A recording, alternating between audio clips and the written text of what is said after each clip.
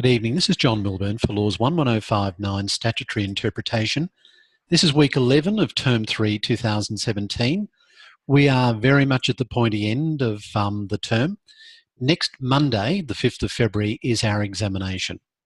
As you've known throughout this term, we have a special type of examination. We are very privileged in this group to be the first to trial Proctor U, which is an invigilated examination conducted online.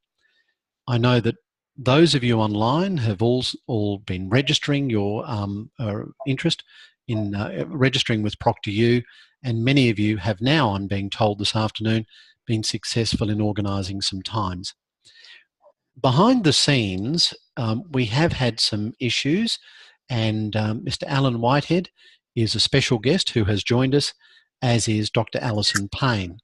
They're going to assist in terms of providing some background as to the issues that we have faced with Proctor U and some solutions to some problems that have occurred, and some explanation about where we go.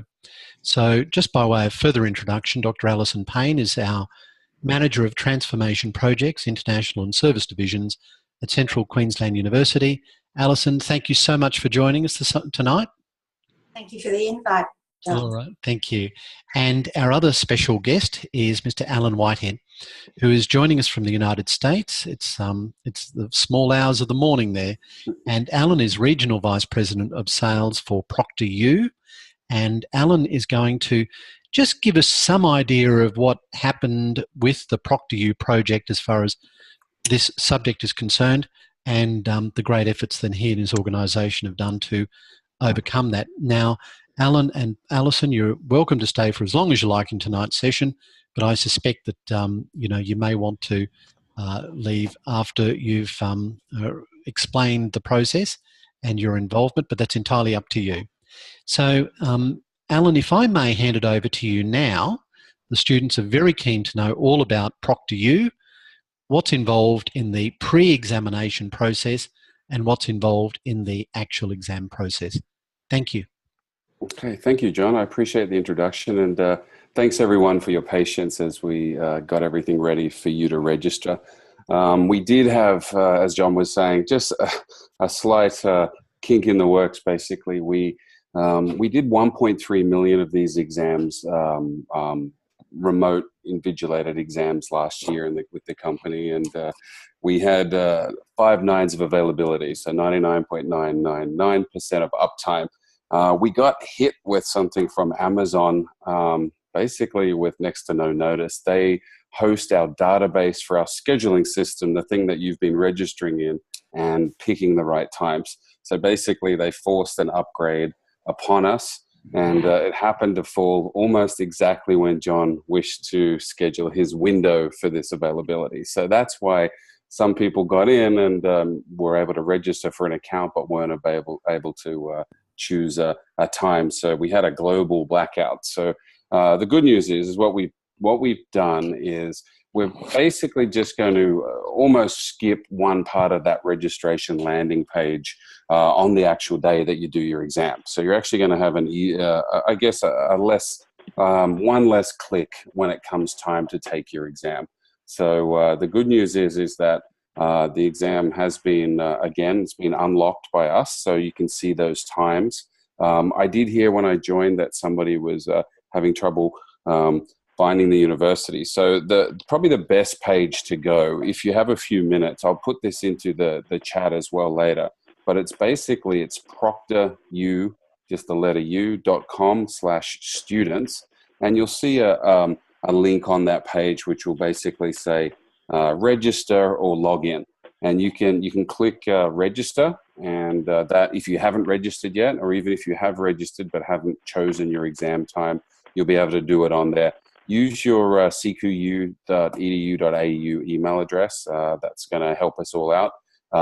So pretty much go in there and register. Now, somebody did say that they, again, it was correctly pointed out that they might have chosen like the first available time slot in the window that John's allocated, the 4-hour window, and they said that wasn't available. We try and smooth the entry process. So I think we allow maybe 45 people for a time slot, but I guess generally speaking, we try and keep that to about 10 to 15. Again, the whole reason is when you do join, you want to speak with a live person straight away. So pick one of the other times if you don't mind. That really will help you. So when it comes time to do the exam, like I said, you'll be put through to a live person in less than a minute, and then that live person will basically start to set up your environment. So hopefully that makes sense. So it's all systems go right now. I will give you my email address so that if there is any challenges registering, shoot me an email and we'll make sure you get sorted out.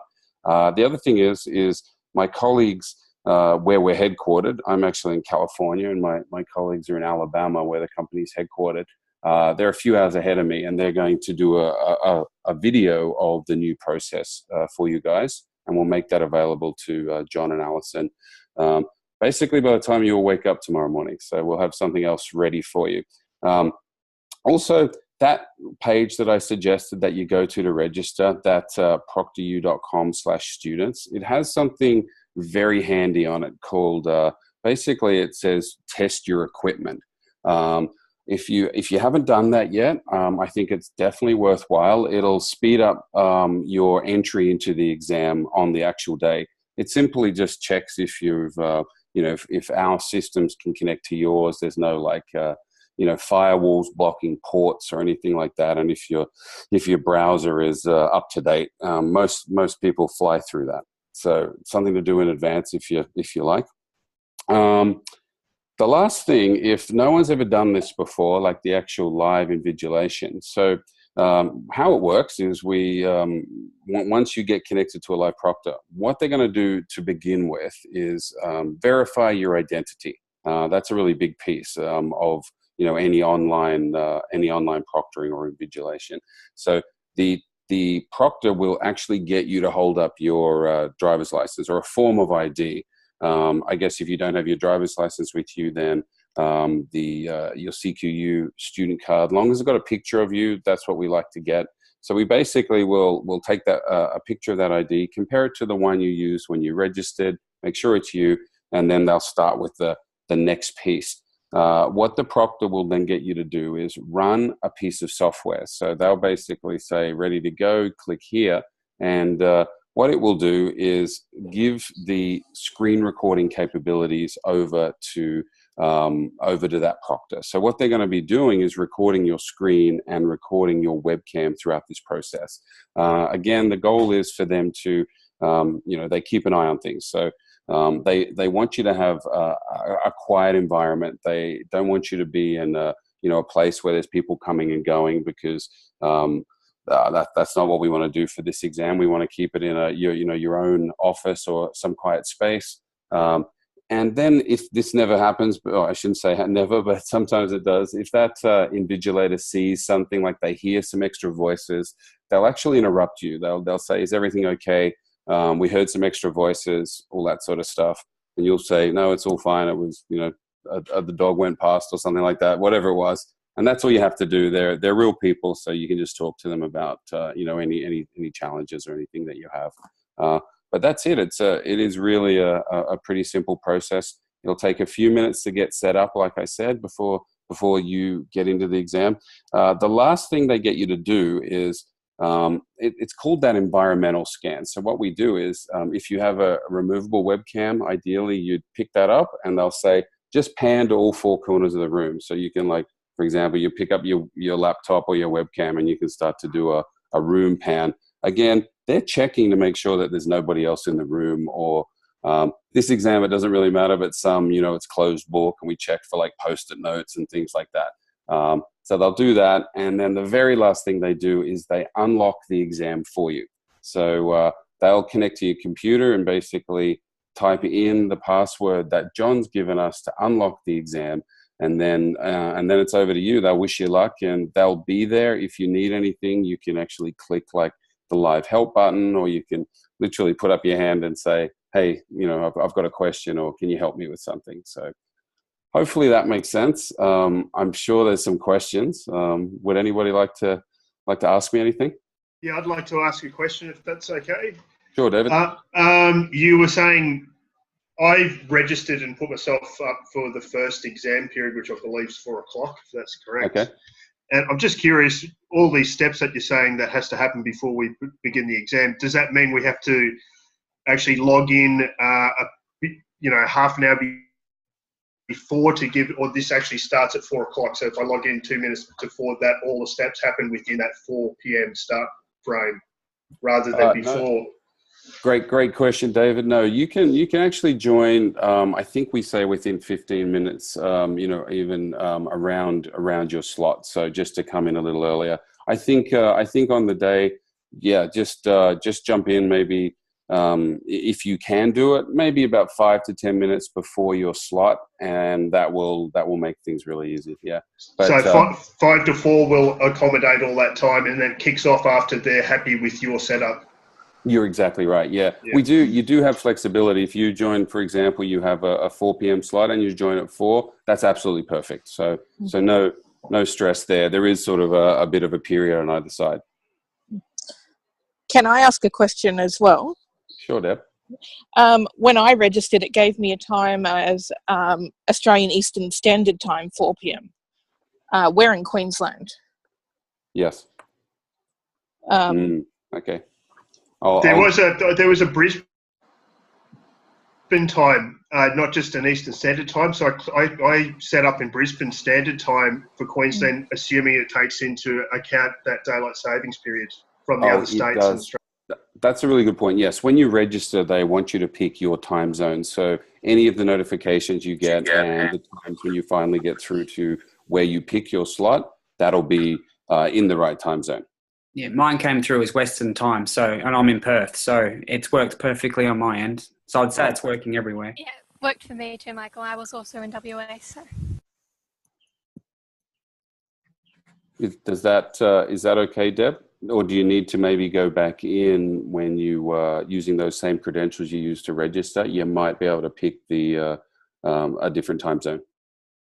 No, that's fine. I've just realised that I was in New South Wales when I registered, but I'm now back in Queensland, so that's my bad. No, that makes I'm usually sense. smarter. No. Sorry. No, that's okay. No problems. I grew up in Queensland, and I remember we actually did have daylight saving when I was a kid. There's a question in the chat about whether they can have music on in the background while they're doing the exam. Ideally not. Again, it's not to say anything untowards in this class, but it's usually so that Proctor can have a quiet environment. They probably would actually tell you to turn that off. But then again, with that said, there are ideally you would turn it off if John puts in some special rules for our proctors in where the exam's set up. If he says that, okay, music in the background will be okay, then I guess that's something our team would honor. We have a list, if it kind of makes sense, when our proctors pick up you as the student who are coming in to do the exam, we see they get a large screen with all of the instructions, the exam name, any rules that John set, for example, open book or no book or scratch paper or certain websites allowed. Whatever's said in there, we'll respect. Ideally, you wouldn't have music, and of course, you'd have a nice sort of clean environment. This is open book; it's a little different, but again, like clean off your desk. It just makes it a little bit easier for that setup. You can imagine as well for some exams where they're very strict, closed book, no additional websites, no resources. We really have to take a few minutes to look around the environment to make sure everything's perfect. And they might even do something funny. Don't be surprised if they say, give us a look underneath your desk. I think we mentioned in one of the other sessions that sometimes in some exams in some countries, parents hide out underneath the desks and help the students do their exams. So we've been through this a few times. So yeah, again, anything you can do to minimize sort of those distractions, and definitely close the door, keep the other people out of the room, and have a nice clean workspace. That would be perfect.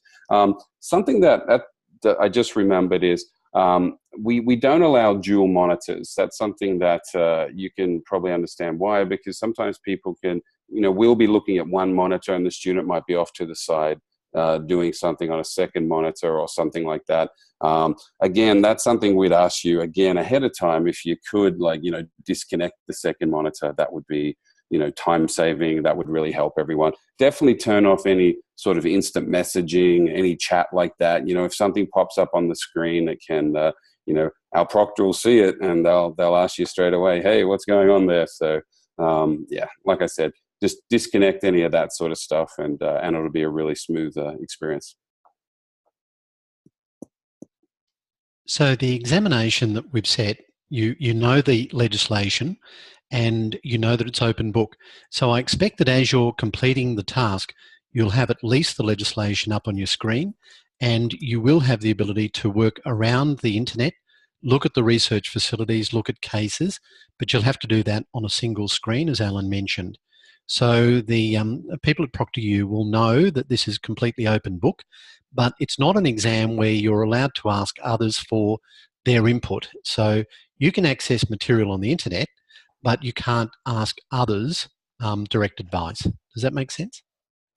And everything is to be complete everything in a single Word document. Alan, when the students have completed their task, they'll have a single Word document. I've prescribed word counts on that, but that's really, I guess, a matter for me to consider when the material comes through. Usually students would upload their Word result, their Word document, through Moodle and do so by the fixed time. So what do the students do when they complete the task? Just anything that you've specified. So if you'd like them to, add it to a Dropbox in Moodle or within the assessment itself, that's absolutely perfect. So nothing will change there. Good. So once they've completed their document, they can upload in, perhaps for want of a better term, the usual manner as far as the students are concerned. All right. How does ProctorU know that we've uploaded it? How does the invigilator know that we've actually done that with? Good question. We don't actually know that as such. I mean, we'll see your clicking on saving your document and then doing your normal upload process. We don't check that or the or the exam itself to make sure you've how you're answering questions or if you leave things or skip things. All we do is just look at your screen pretty much, look at you in the exam and that's it. And, John set a time limit on the exam, for example, and, you walk through your questions. And if at the end of that exam, it automatically submits, if you haven't got to the end, it automatically submits what you have. That's a Moodle setting, how the exam's been set up. So the exam is 2 hours duration and you book in your time and then you have 2 hours to proceed. Of course, when I say open book, I mean really open book. So if you already have a Word document and you believe that you have the answers to the questions, you've anticipated what the questions will be, and you've got them written out, you can cut and paste that into the document that you submit, or you can even have your document ready to go. You can prepare it with nice formatting and have material ready to go and just add to that. So you can make a flying start on your exam. You can start doing that now, effectively. So that's what I mean by open book. It's really open book. There's a question about how the students keep track of time. Alan, do they get some sort of countdown or reminder through the proctor? Not with us. We won't remind the test taker.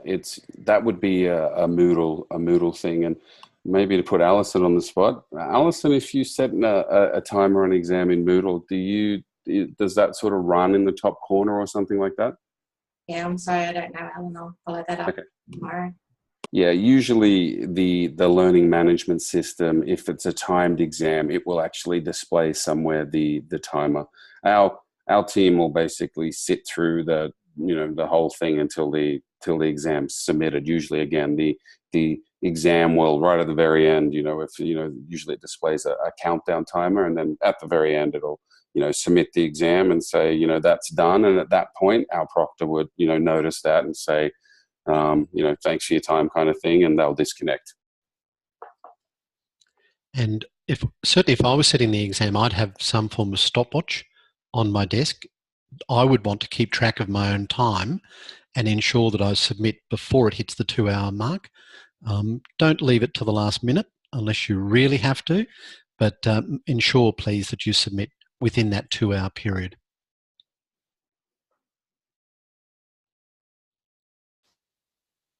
So as far as the students are concerned, Alan, what they do is now they simply register. That should take a couple of minutes.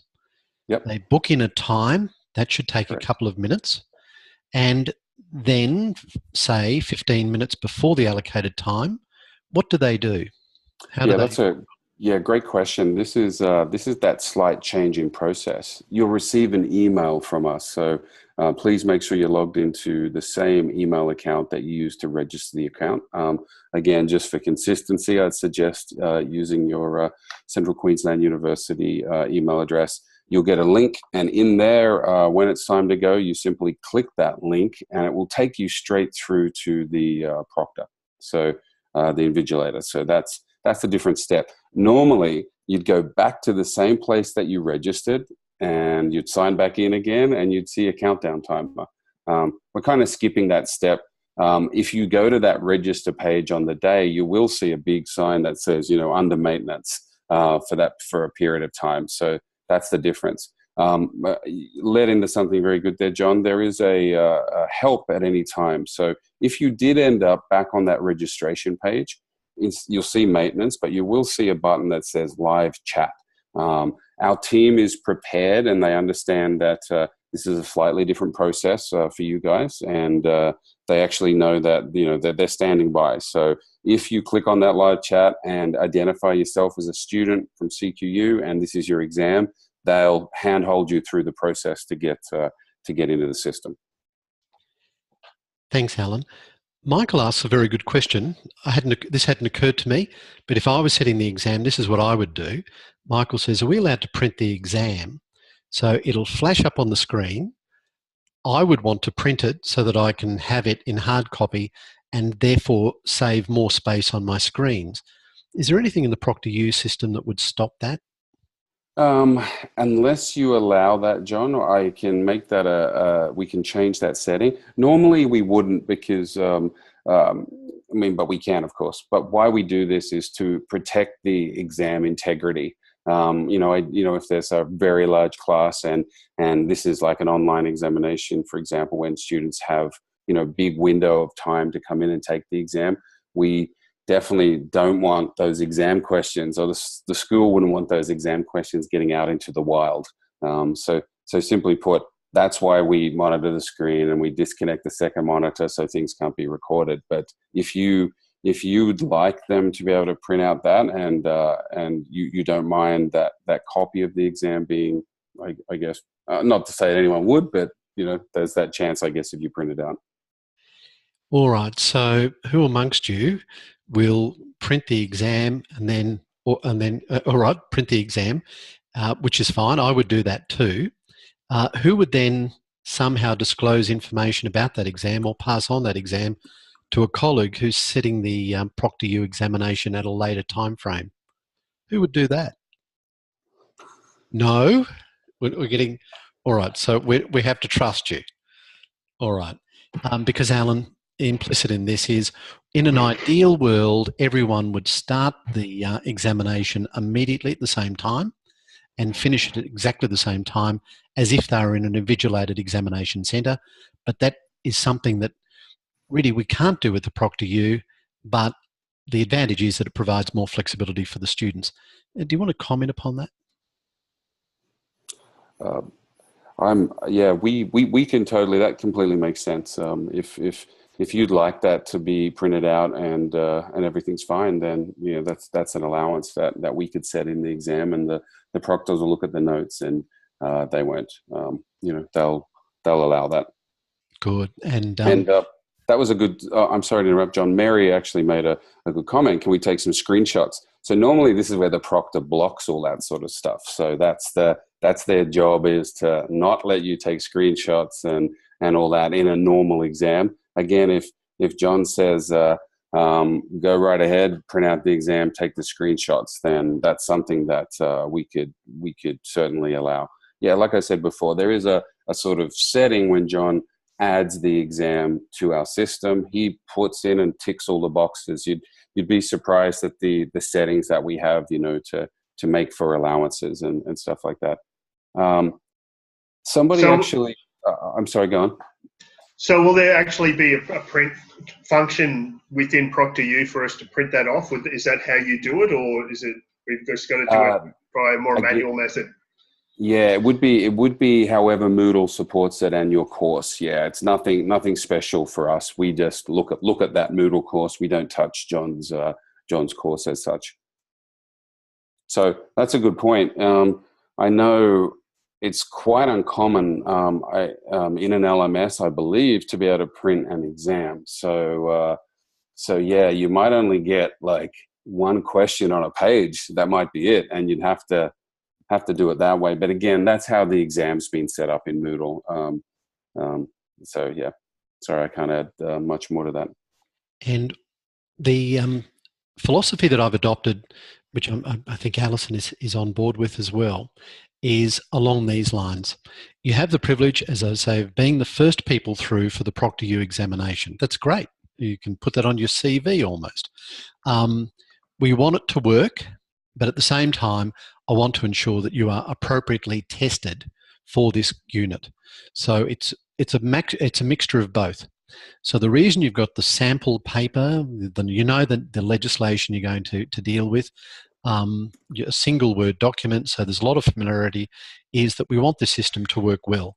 So the general philosophy that I'll adopt when providing the specific instruction to ProctorU is that you'll be given the maximum flexibility that's possible within the system, other than being able to talk to each other.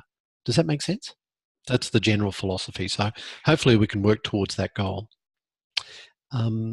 Alan, there's some requests for you to provide various links to information that you've provided. Your ProctorU asked if we could put that on uCrew, which is our chat facility. I'll try and capture that and put it on there for you.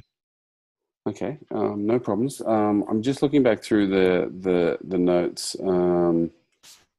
to see if there's any questions that I missed. Somebody asked if we're allowed to get up and go to the bathroom. Great question. We do 3 and 4 hour exams, so that's usually can be a problem. So again, if John allows that in the exam notes, a bathroom break, then yeah, that's fine. And John, did you allow bathroom breaks? Yeah. Okay. So that would be a setting in there. So yes, and I'll add it to my notes to make sure that that's set as well.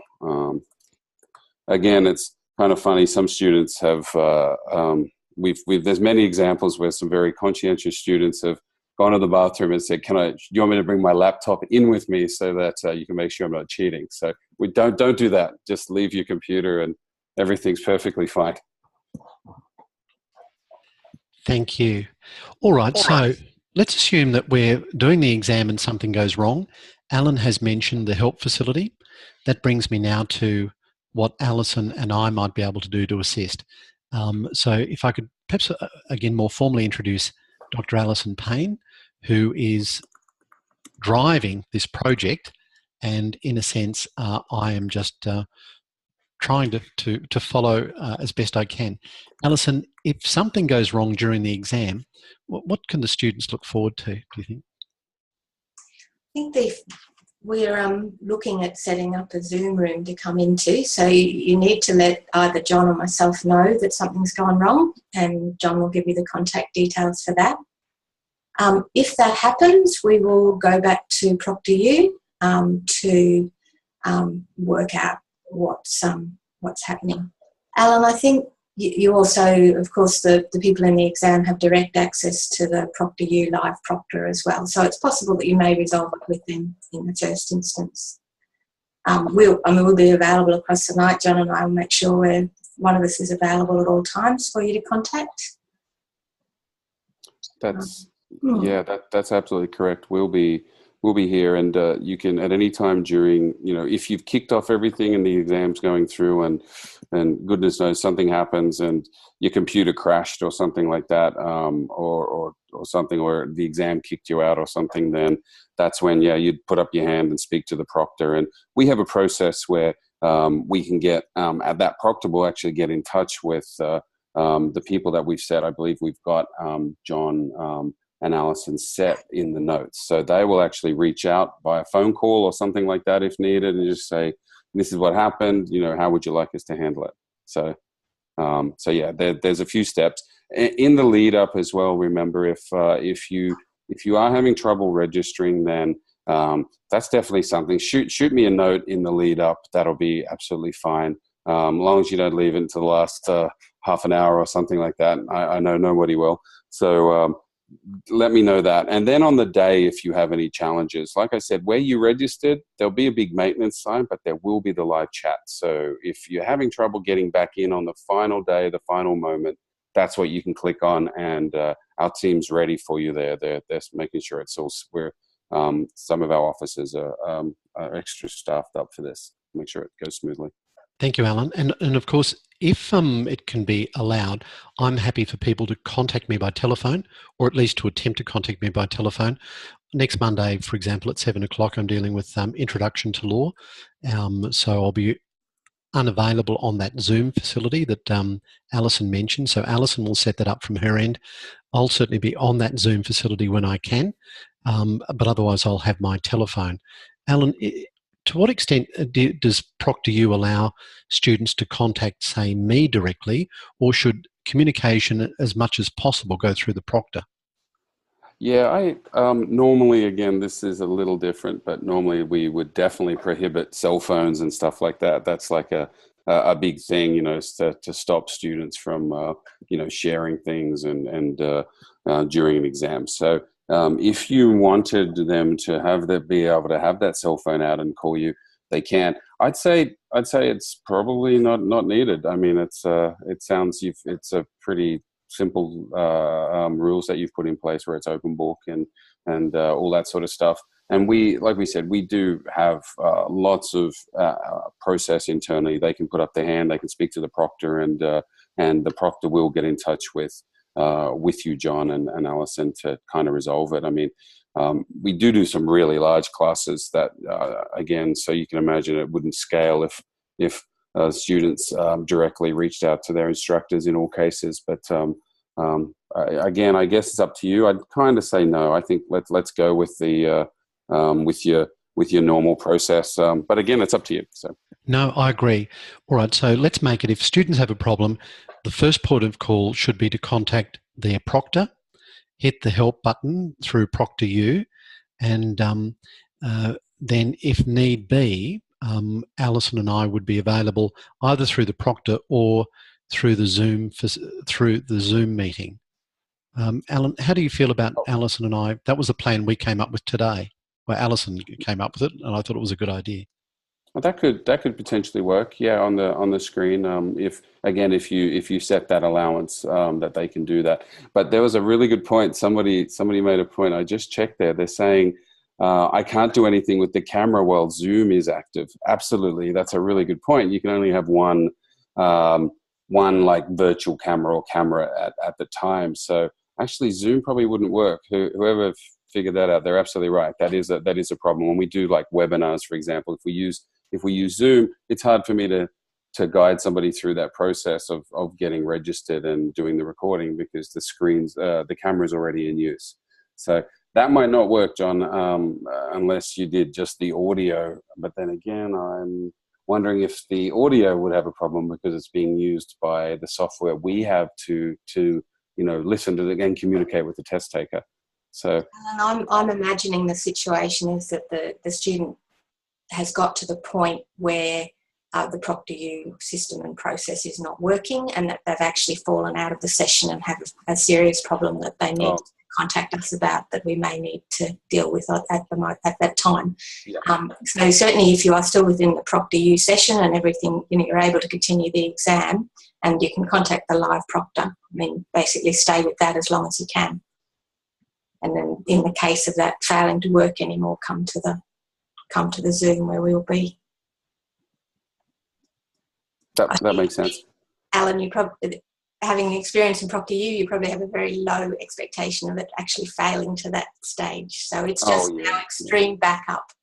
Yeah, that makes sense. That would work. Yeah, it is extremely reliable. The technology that we use to do the interaction is LogMe and Rescue. So it's you might have heard of the software LogMeIn or something like that. You can remote control a computer and provide support and stuff. It's sort of like their Rescue. So it's a very robust sort of automated tool to do this. Somebody also asked about an iPad. That was a great question. Instead of a second screen, somebody said they can, use that. That's a good point. I honestly, I'm not too sure if there's a checkbox that John could tick to say use an iPad during the exam. And this goes to the heart of what we're trying to achieve here. So, on the one hand, it's a genuine trial for what Proctor U can provide to the university in terms of an invigilated examination, as against my desire to provide students with maximum flexibility in terms of research. I'm inclined to think, and I'd be interested for comments on this, but I'm inclined to think that we're defeating the purpose if we allow iPads or laptops or second screens when we're specifically saying everything on the one screen. How do people feel about trying to both undertake their research and answer the question in Word on the one single screen? So no iPads, no second screens, etc. I mean, I'm inclined to think it's possible. It's just not going to be very pleasant the first term round, is what I would be inclined to say, because you're going to be constantly clicking between your Word document, the Proctor U thing where the exam is, and the web pages where the legislation is, as well as looking at your textbook. That would be my only thing, because you've got to go click, click, click, and you can't look at everything at once like you might use if you were using multiple screens. But it should be, in theory, possible. I don't imagine it will take up that much extra time. Alison, do you have a thought on this? I think that's a very good comment to record through to the to feed into the project where we look at the wider application of this technology. Could I please make? Sorry. Yes, David. Could I just elaborate on what already other people are writing on the screen about having a laptop or something? Some of us might not possess extra technology. So does that mean the people with extra technology are actually being advantaged and those who don't have it are being disadvantaged? So, what's the difference between using a phone and an iPad, really? Probably a lot less convenient.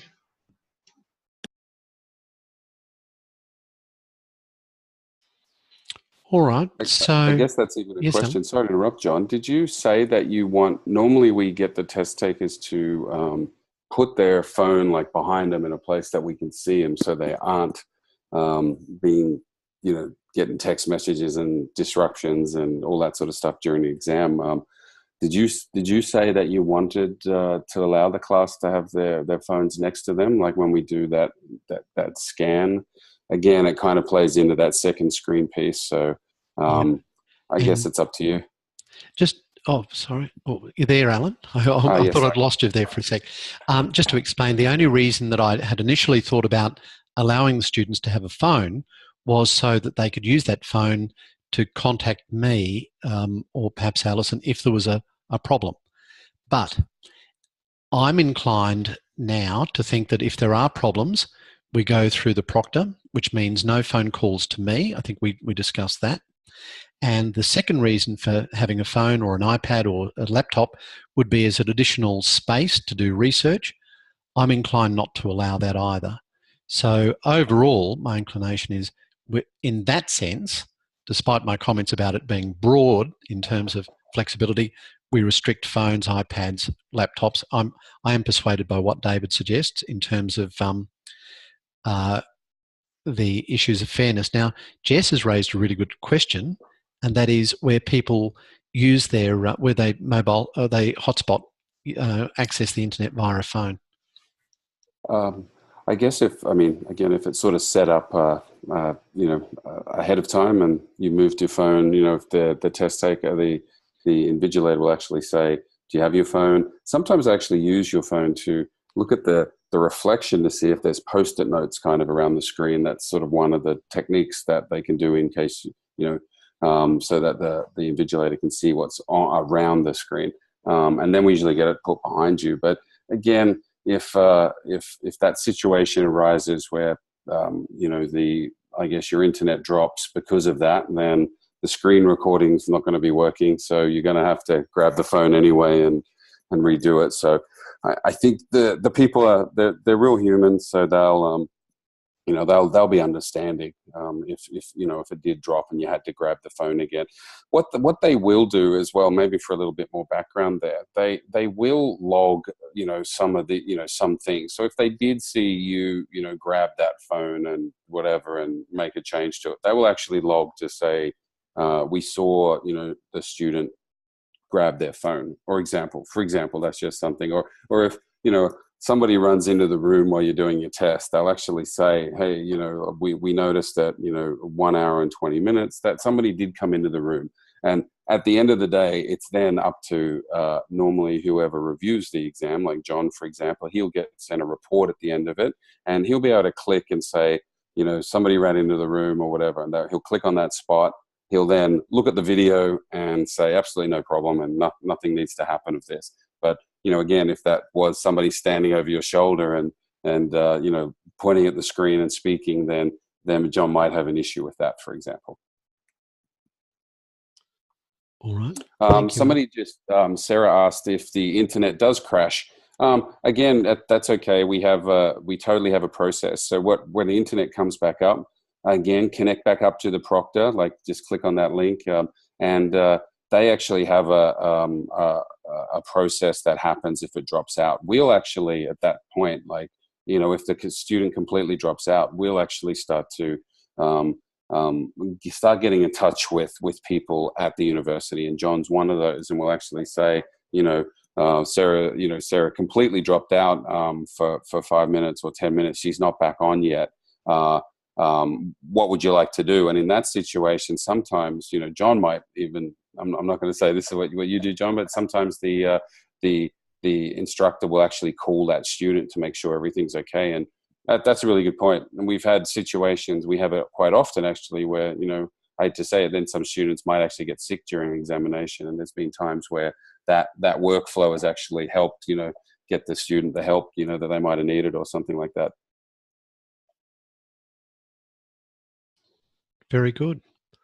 Okay, so at this stage, we know how to register. We know how to book in our time. We know when to go online with Proctor on Monday. We know the procedure that leads up to the Proctor releasing the exam to the student.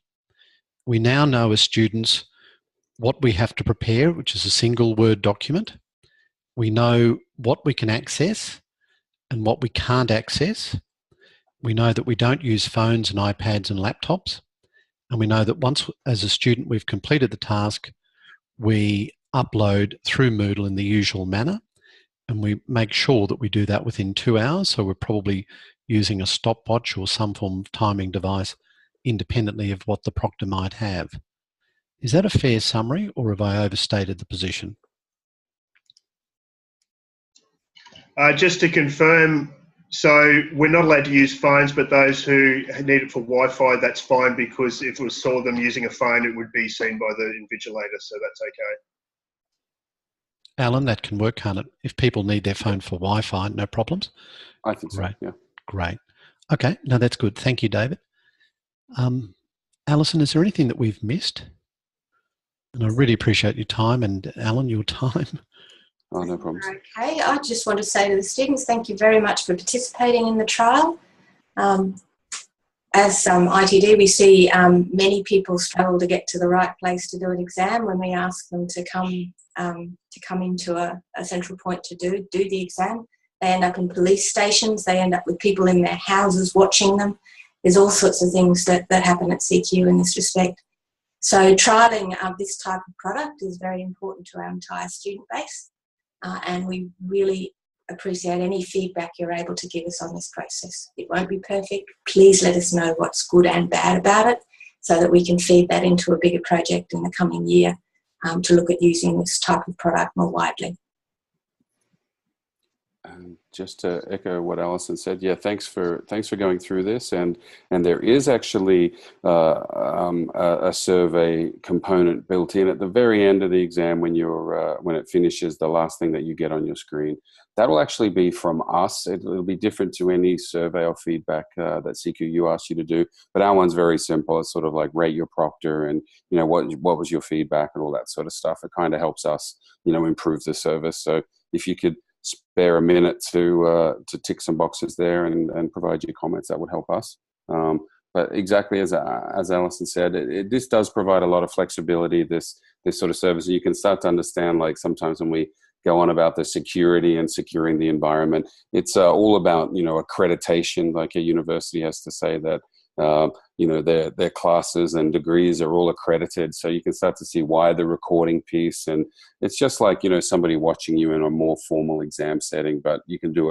it from your, your house or wherever you are if you can't travel, or if it's just not convenient and the university allows it. So that's kind of what we're doing here. And as I mentioned as well, John's got some it's quite a few allowances in place for you in this exam. You can also imagine the flip side, where it's completely locked down and very strict with the timing, no resources, no pen and paper, and we can do everything in between. So your feedback would be most appreciated. Thanks, and thanks, John, for letting me speak with everyone this evening. It's great. Given your circumstances, it's the middle of the night and everything else that's gone on. That's good. In Australia, certainly Queensland, I guess it's all the southern hemisphere. It must be. It's a blue moon. It's a red moon. It's also a super moon, all coincidental at one time, and that seems to be what's happened with ProctorU. For what it's worth, I spoke with Professor Colbrand, who's head of the law school today, and gave ProctorU 5 stars in terms of a response to dealing with an issue that had arisen outside their control and their management of the situation and client relationship. So thank you very much, Alan. We really appreciate that. I appreciate this presentation tonight. And please do provide some feedback at the end of your examination. Alan, unless there are any other questions from students or anything else that we need to discuss, I propose to speak to students about providing a little bit more of a specific examination guide, the methodology that I would like to see them adopt when answering the question. So that's independently of ProctorU. Okay. Are there any questions before we invite at least Alan to leave and get some sleep? That's okay. No? When will we be receiving the email with the link that bypasses that maintenance screen that you said that'll just take us right to the exam? Good question, David. My understanding is we have a ticketing system. It's Zendesk. It's one of the, you might have been familiar with it. It will send out that. We're expecting the worst case within like 30 minutes before the exam, but I'm going to actually speak with the team to see if we can send those earlier once people start registering, if we can send that out earlier. So at this point, it's going to be in a short time period before the examination. Sorry about that. That's right. And some have already said that they've received theirs. And just to let you know, Alan, the website links that you mentioned about 20 minutes ago, I've uploaded that to UCrew already, and I've uploaded your email address to UCrew as well. Oh, perfect. And I might add as well, we are doing that personalized video, so I will make that available to John and Alison. You might want to upload it to your portal as well if you like. That's just going to be a little bit more specific to what you're doing. On that link that I did send, you see where it says ProctorU/students. There is an awesome video, but you can go through it if you have a few minutes. That sort of explains everything I talked about, except just that one bit's different. On the day when you actually click back in to register and start your exam, there'll be no countdown from us. So you might want to look at that. But also you might see some reference to something called challenge questions. That's an identity verification thing that we can do, but we don't do that in Australia. It's It's more of in the United States, it's the Social Security sort of questions and all that. It's like another step to verify the test taker is the person who they say they are. So don't worry about that piece as well. So either click on the video on that student test page, or wait until we send you something a little bit more personalized. But good luck, everyone, and thanks again. And I actually wish I was back in Queensland. So I'll be back once the baby's born. Don't worry. Okay. Thanks, everyone. Best of luck to you and your wife. Thanks very much, Alan. See you then. Thanks. Bye-bye. Bye. And Alison, you're welcome to stay for the balance, or leave as you see fit. I'll go if that's okay, John. What's that, sorry? I'll go if that's okay. Okay. Thank you so much for giving up your evening. We really appreciate it. And all the best. Thanks, Alison. Thank you. Good luck, everybody. Okay. All right. So the examination. We know what the exam is about. We know it's to do with a particular piece of legislation. There have been some very good questions in UCREW. I'm not answering some of these questions specifically. I want you to work things through. My rationale in giving you the specific act and giving you a sample paper about that legislation is I want you to look at statutory interpretation in a detailed manner. It's all very well talking about these general principles. It's all very well talking about explanatory notes, etc.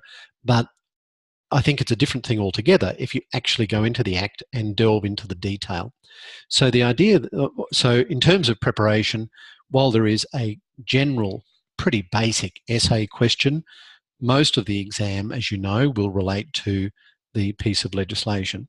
So go into the legislation and just have fun. Just explore, find things. That's part of the exercise. Have a look at how the Act has amended. Have a look at some of the cases that relate to the Act or articles that relate to the Act. So you can write a lot of your exam answer now and just change it, just modify it to suit the questions that you'll actually see in the exam. I suppose it's a fair thing to say that much of what's on the sample paper will be reflected in the exam. So you can do a lot of preparation beforehand, and as a result, I do hope that you'll find the examination reasonably challenging but fairly simple as a result of the ability to prepare for it. Does anyone have any questions then about the content of the exam? Any feedback about the approach that I've adopted? Have I been silly? Too generous? Yes, Jess? Sorry, I'm probably a bit behind, but I just wanted to check, is it the state or the federal legislation? Who'd like to answer that? Thanks, Jess.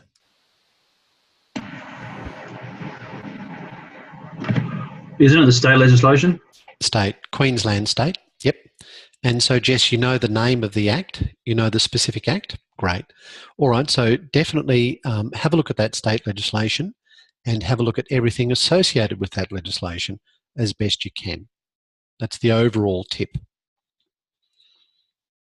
All right, when it comes to preparing your response, because you've got plenty of time to prepare something in terms of a template pro forma, even have part of the answer written if you like, I expect that you will provide something that looks the part to me. So I expect that the result, even though you've only got 2 hours, will look something like a document that you would prepare if you had a week to prepare it. Does that make sense? So I expect it to be professional looking. I expect it to be footnote referenced in accordance with the AGLC. And if you source some material elsewhere, please recognise that by an appropriate footnote reference in the usual manner. Again, the usual rules apply for me. Have a look at my sample documents if you don't know my rules, but some of my things that I really like: professional presentation, spelling which is accurate, documents that are grammatically correct. Do try to write in the active voice where possible. Do not use contractions such as don't, things of that nature. You know the things that I like and I don't like. Every unit coordinator is different. We all have our idiosyncrasies. The comments that I make are a reflection of what I see in practice and what I think is good practice, rather than something which is perhaps more suitable to different environments. So I'm looking at it from a practitioner's perspective and from the perspective of people that are willing to pay hundreds of dollars per hour for a finished product. So you can certainly commence preparing your assessment piece now, and I urge you to do so. It would be a good idea to at least start by answering the questions in the sample paper. Beyond that, you would have links to the documents that you intend to access during the examination to answer questions. Make sure that you find your way around those quickly. If you really know your work, don't be concerned if you finish the paper early, because I've given you so many hints and so many specific details that that's entirely possible. You don't need to include a bibliography. You can if you wish, but it's not part of the criteria. Some people include cover sheets, which are fine. Some people include table of contents. That's fine as well. They're not strictly part of it. Bibliography is not strictly part of it. What is part of it is the actual content of the paper and the footnote referencing. Usual rules about word count. If it's in the body of the paper, even if it's a direct quote, it counts towards the word count. If it's in the footnote, it doesn't, even if that footnote is quite extensive. So, as a tip, if you're running out of words, try and move things into the footnotes. If you're looking to generate more words, move things out of the footnotes and into the body of the text without departing from AGLC. All right, any questions about what I've said so far? Good. Use complete sentences. Yes, David? Do you have a confirmation of what the actual word count will be, or we'll find out on the day? I think I put it in the sample paper. Oh, so that will the same word count then for the Yeah. actual exam rather than Yeah. the sample. Okay, all right. Yeah, I don't think I have changed that, but it'll either be the same or pretty similar. Does anyone have any thoughts about the word count? Too much, too little? About right? All right. We'll find out. Yeah, we'll find out. Okay, thanks, Jess. That's a good response. Make good use of your time. All right, so Michael has reminded me 2,400 maximum of 2,500. And you do know that when I say maximum, that's a very flexible thing. Many unit coordinators have a very strict policy. Do not exceed the maximum. I'm not going to read it after you reach the maximum. My view is that if you need to go beyond the maximum, I will check carefully to ensure that I think you've used the words wisely and you're not just adding padding to it. If you have, I'm happy for you to go a little beyond it. But if you go beyond it, bear in mind, I'll look at it, and if I think that you have just not used your words well, then you'll actually start to go backwards by going over the word count. Does that make sense? All right, so make sure that you answer the questions as if you were writing something for a client, whoever that client might be. If I ask you for an opinion, then please state your opinion. Don't be afraid to provide an answer, even if it's totally opposed to the conclusion that I would reach. You can still achieve 100% marks if the logic that you use to get there is sound. Always remember, whenever you're writing a legal question, if you're stuck, in particular, think IRAC. Think about the issues, the rules, the application, and the conclusion, and in many ways write that way. You know that I like short, direct sentences in the active voice, so avoid the long-winded, wandering answers. But also, I think equally, you know, I'm not a fan of dot point summaries, generally speaking. Sometimes there's a place for it, sometimes it's very effective, but if you're writing a legal advice, opinion, then generally you would avoid dot point summaries. So in summary, what I'd suggest is that you develop your arguments logically. Now, if you're getting stressed through the situation, remember, keep a cool head, and the first 50% of the marks you will achieve much more easily than the second 50%. The hardest 20% of marks to get are the last 20%. The easiest, the first 20%. You know, it doesn't take much to get the first 20%. It takes a lot of work to get that last bit.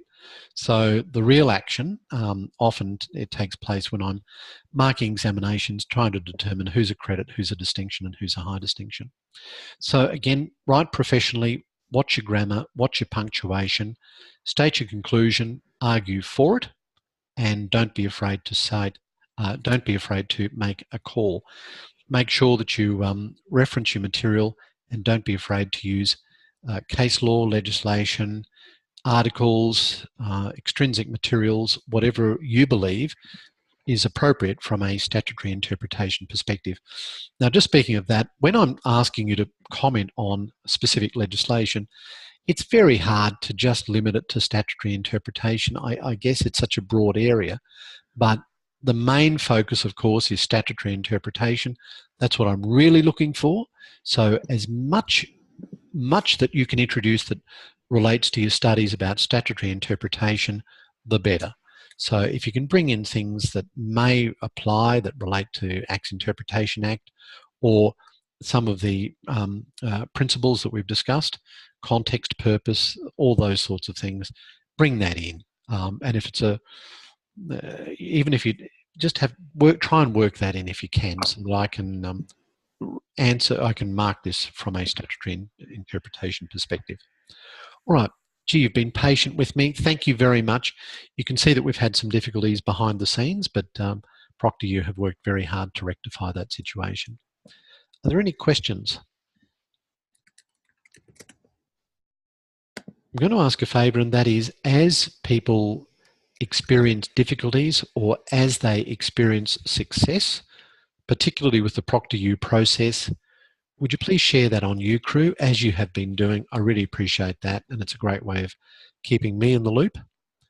And ProctorU have provided me with 5 fact sheets. I've put 4 on the internet. They relate to you. The other one is for me, and I'll need to work through that.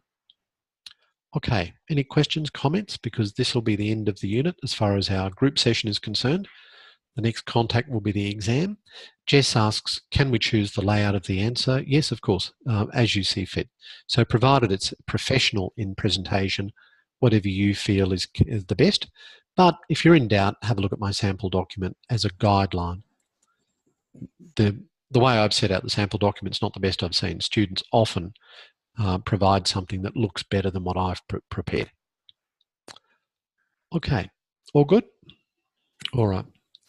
Well, so there's no tutorial or anything like next week. This is the last one for this subject. Okay. Yep. All right. Yep. Thanks very much for your time, John. No, that's fine. And I'll provide some feedback through Moodle after the examination. So, so we won't meet next week. But best of luck for the exam. I'm sure you'll all do very well. And you've been a very good cohort. You've found a lot of bright people in this class, a whole bunch of you. So thank you very much. I appreciate that. Okay, all the best, and we'll see you later. Bye then.